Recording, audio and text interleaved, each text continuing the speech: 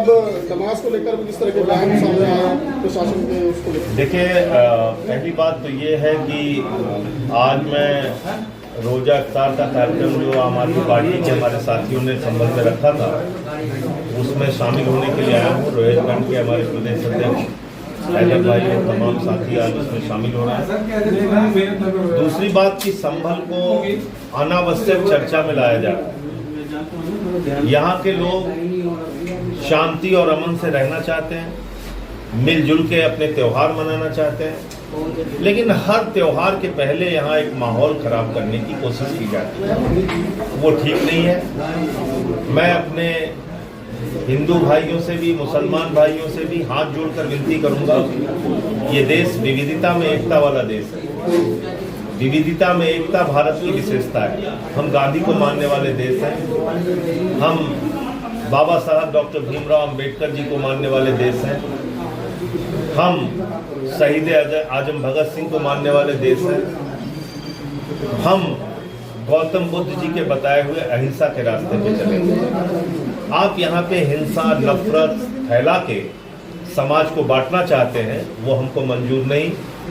और जो बुनियादी जरूरतें हैं उत्तर प्रदेश की, उस पर आप बात नहीं करना चाहते, ये भी हमें मंजूर नहीं। आज नौजवान बेरोजगारी से परेशान है, उस पर आप बात नहीं करते। किसान को एमएसपी की गारंटी नहीं मिल रही, उस पर आप बात नहीं करते। महंगाई आसमान छू रही है, उस पर आप बात नहीं करते। काला धन आप ला नहीं पाए, उस पर आप बात नहीं करते। 16.5 लाख करोड़ रुपए अपने चंद पूंजीपति दोस्तों का नरेंद्र मोदी जी ने माफ कर दिया, उस पर आप बात नहीं करते। 186 लाख करोड़ रुपए हिंदुस्तान के ऊपर कर्जा है, उस पर आप बात नहीं करते। 94 लाख करोड़ रुपए 5 महीने में शेयर मार्केट में हिंदुस्तान के लोगों का डूब गया, उस पर आप बात नहीं करते।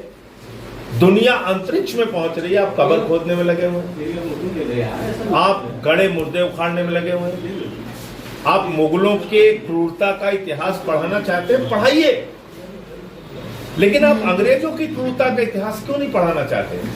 जिन अंग्रेजों ने जलियांवाला बाग कांड किया, जिन्होंने शहीद आजम भगत सिंह को फांसी पर चढ़ाया, जिन्होंने शहीद सुखदेव, शहीद राजगुरु, शहीद अशफाक उल्लाह, शहीद खुदीराम बोस, प्रफुल्ल चाकी, कितने नाम गिनो, जिन्होंने सबको फांसी के फंदे पे चढ़ाया, आप उनकी क्रूरता पे क्यों नहीं बात करते? क्योंकि जब आप वो बात करेंगे तो आपको बताना पड़ेगा कि 52 साल तक आरएसएस ने तिरंगा झंडा नहीं फहराया अपने मुख्यालय पे। आपको ये बताना पड़ेगा कि श्यामा प्रसाद मुखर्जी जी ने 1942 में अंग्रेज गवर्नर को चिट्ठी लिखी थी कि भारत छोड़ो आंदोलन को कुचल देना चाहिए। आपको बताना पड़ेगा कि नेताजी सुभाष चंद्र बोस की सेना के खिलाफ, अंग्रेजों से जो लड़ाई लड़ रही थी सेना, उस सेना के खिलाफ बीजेपी के पुरखों ने आह्वान किया था कि आप अंग्रेजों की सेना में भर्ती हो जाओ। ये इतिहास पढ़ाइए।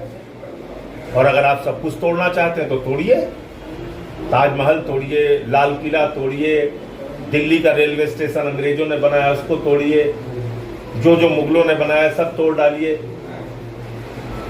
भाई अंग्रेजों ने भी तो संसद भवन बनाई है, उसको तोड़ डालिए। राष्ट्रपति भवन अंग्रेजों ने बनाया, उसको तोड़ डालिए।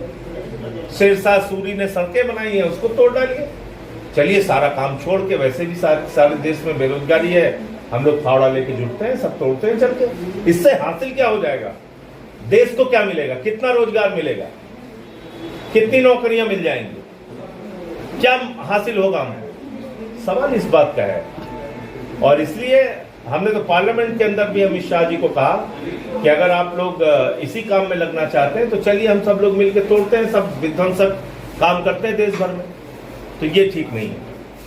और जहां तक संभल की बात आपने कही, हम लोग होली, दिवाली, ईद, सारे त्योहार एक साथ मिलके मनाते रहे।